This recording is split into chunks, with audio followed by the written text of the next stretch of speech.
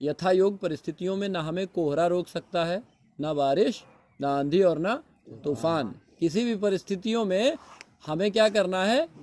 योग करना है। योग अर्थात जीवन के हर पथ में हमें आगे निकलना है। योग कैसे सहायक है हमारे जीवन में? कहते हैं हम योग क्यों करें? कोई आपसे प्रश्न करता है कि योग हमारे जीवन में कैसे सहायक है, कैसे काम करता है, तो आप क्या बताओगे? यहाँ योग हम 1 घंटे कर रहे हैं, कोई पूछेगा वो तो कहेगा मैं तो खेत में जाके खेत जोत लेता हूँ। कोई कहेगा मैं तो कसरत कर लेता हूँ 2 घंटे, मैं तो खेलने चला जाता हूँ। तो उसको आप कैसे बताएंगे कि योग है क्यों, जब तक आप ये बात नहीं समझ लेते कि योग आखिर करें क्यों हम, तब तक आप लक्ष्य की तरफ जा ही नहीं पाओगे। फिर वही काम हो जाएगा जैसे बंदर गुलाटी मार रहा है, ठीक है, जैसे व्यक्ति स्पोर्ट्स में गया, खेल रहा है, उसके बाद खेल के सीधे आके, या ऐसे कह लीजिए जैसे जानवर बैल खेत में गया, खेत जोता, घर चला आया, तो खेत जोत के बैल की तरह घर आके उल्टा लेटना है या इसको समझना है? क्योंकि मेहनत तो बैल भी करता है, लेकिन उसका फल कौन, उसका पूरा जो लाभ होता है वो कौन उठाता है? किसान। इसी प्रकार अगर हमने योग को जान नहीं लिया तो हम बैल बन के रह जाएंगे। और जब हम उस किसान जिसको बुद्धि प्राप्त है, बुद्धि से काम लेके, वही किसान उससे अपने घर का भरण पोषण और उसके साथ साथ समाज का भी भरण पोषण करता है। तो समझिए योग क्यों है। एक व्यक्ति है, वो प्रतिदिन अपने बच्चों का भरण पोषण करता है, मेहनत करता है। मान लीजिए किसान का ही उदाहरण ले लेते हैं। वो जाता है खेत में, उस सीजन में खेत जोतता है, बीज बोता है, उर्वरक वस्तुएं उसमें डालता है, और उसके पश्चात जब वो फसल होती है तो उस फसल को वो काटने आता है। लेकिन होता क्या है, फसल काटा और फसल उतनी अच्छी नहीं हुई, तो पूरे साल क्या करता है? रोता है बैठ के, अरे फसल नहीं हुई।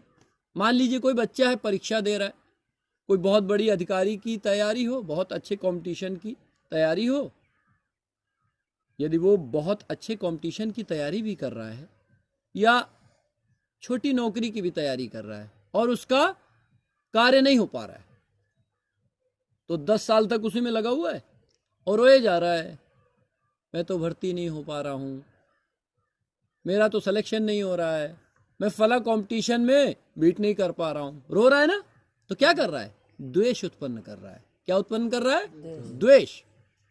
तो द्वेष का आशय क्या हो गया?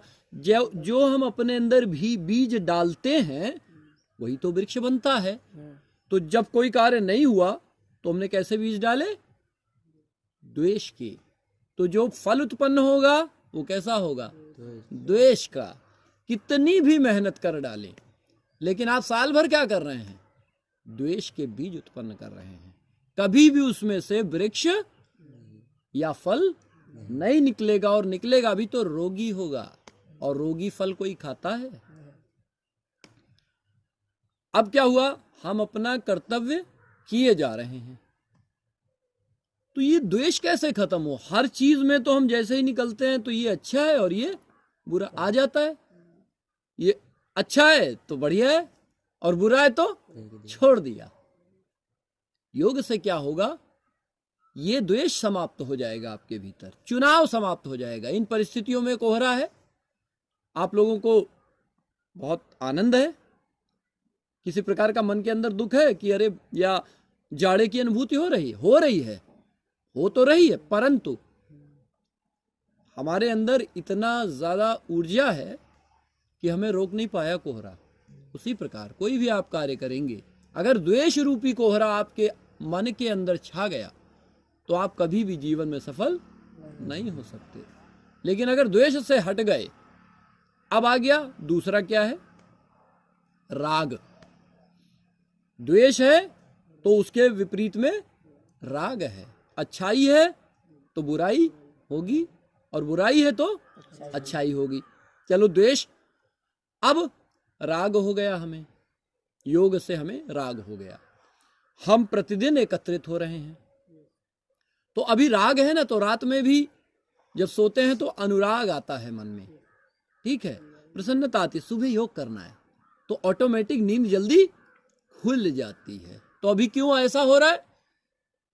क्योंकि उसके प्रति हमारा चिपकाव हो गया है कि सुबह जाएंगे, व्यायाम करेंगे, तो राग हो गया। ये अच्छा राग है, इसी को क्लिष्ट और अक्लिष्ट कहा गया। ऐसी भावनाएं, ऐसे विचार, चाहे झूठे हों या सच्चे, मतलब नहीं बनता, लेकिन जो हमारी क्लिष्ट वृत्तियों को नष्ट कर दें, यानी आसुरी जो हमारे अंदर वृत्तियां हैं उसको नष्ट करके, अब आलस्य क्या है? आसुरी वृत्ति, क्लिष्ट है।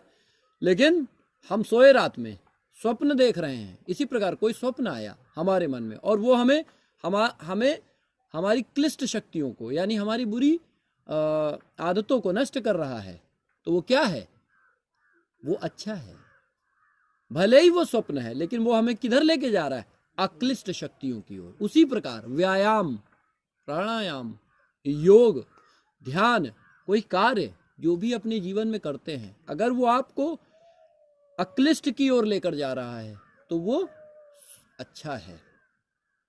और अगर, तो हमें योग के द्वारा क्या करना है? अपनी क्लिष्ट शक्तियों को, अपने कुप्रभावों को, बुरी आदतों को अपने आप से दूर करना है, और जो हमारे लिए अच्छी आदतें हैं उन्हें हमको स्वीकार करना है, उनको हमें लेना है।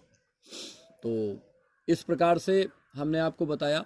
तो राग और द्वेष को समाप्त करके ही, यानी कोहरा जब तक समाप्त नहीं होगा आप आगे नहीं बढ़ सकते। उसी प्रकार आपके जीवन में राग और द्वेष है। अगर कोई चुनाव है तो थोड़े दिन आओगे, 1 साल आओगे, 2 साल आओगे, एक अवस्था आएगी हमारे बच्चे होंगे, आपके पर पारिवारिक परिस्थितियां पड़ेंगी, फिर आप यहाँ आना छोड़ देंगे। कोई भी काम, कोई भी स्थान, कोई भी पिक्चर कब तक देखते हैं? जब तक वो उसके प्रति मन में चिपकाव होता है, और जैसे ही वो कामना खत्म हुई वो चीज छूट जाएगी। तो इन परिस्थितियों में आज क्या आप योग को या जो कर्म कर रहे हैं उनको क्या आगे चल के मन में आता भी है कि ये छोड़ देंगे? नहीं आता है। ये एक अच्छा समय है उसको अपने अंदर धारण करने का, जिससे अभी नहीं, क्योंकि योग आज के लिए हम नहीं कर रहे हैं, हम अपने उस आने वाले जीवन के लिए, सबसे मेन लक्ष्य है आने वाला जो जीवन है हमारा, जब तक भी हम जीवित रहें, ये हमारे साथ हो जाए ना, हमारे अंदर घट जाए, इसलिए योग कर रहे हैं। इस क्षण के लिए भी योग कर रहे हैं, और जो गुजरा हुआ वक्त है उसके लिए भी योग कर रहे हैं। अब तीनों से होता क्या है? इसी को कहा आदि में कल्याणकारी।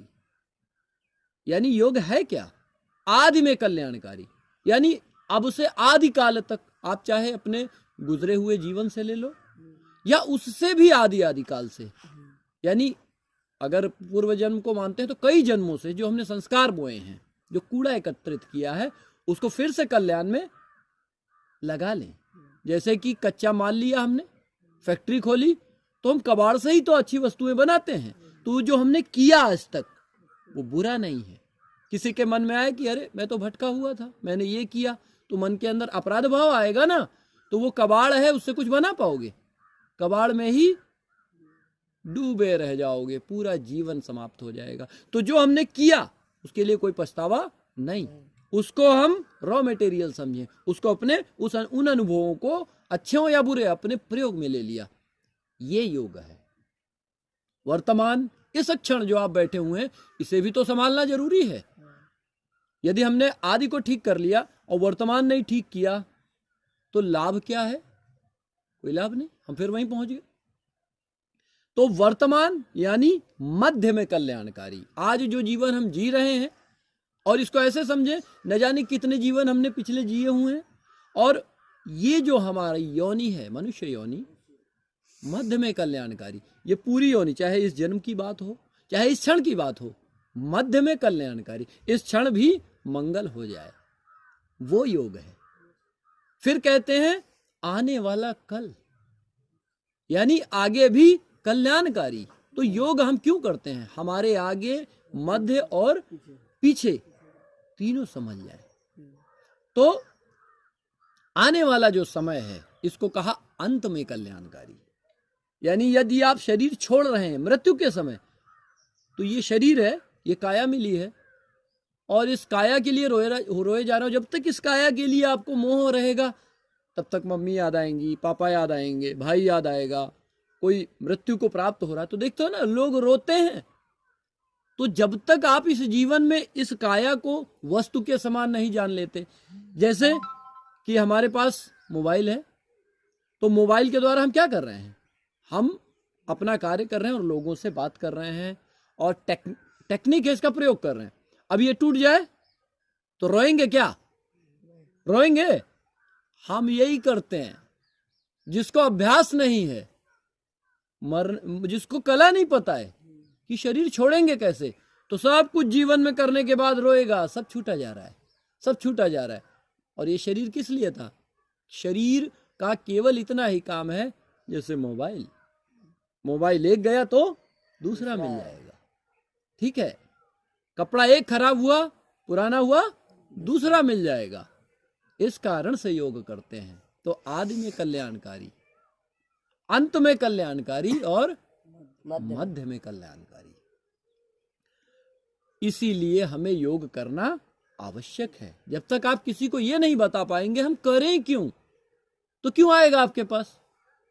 अरे ठीक है भाई, सब कराते हैं, चलो वहां पे नौटंकी हो रही, हम लोग भी चल के थोड़ा ढोलक मंजीरा देख लेते हैं क्या हो रहा है। नहीं नहीं, लोग आए भी और पाया भी कुछ नहीं, जाके भी कुछ नहीं पाया और पाके भी कुछ नहीं पाया। लेकिन योग हम जब समझ जाएंगे किस लिए करते हैं, तब आप योग को अपने जीवन में धारण कर पाएंगे। तो और जो धारण हो जाए वही धर्म है, धारण करे सो धर्म है।